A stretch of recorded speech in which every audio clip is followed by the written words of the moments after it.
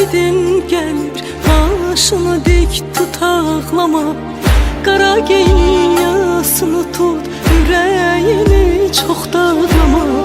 Balam yardan ayrı düşüb, balasından ayrı düşüb, qan içində əzab çəkib, onu bərk-bərk qucaqlama. Evinin çırağı sönüb, ümidin əsrətə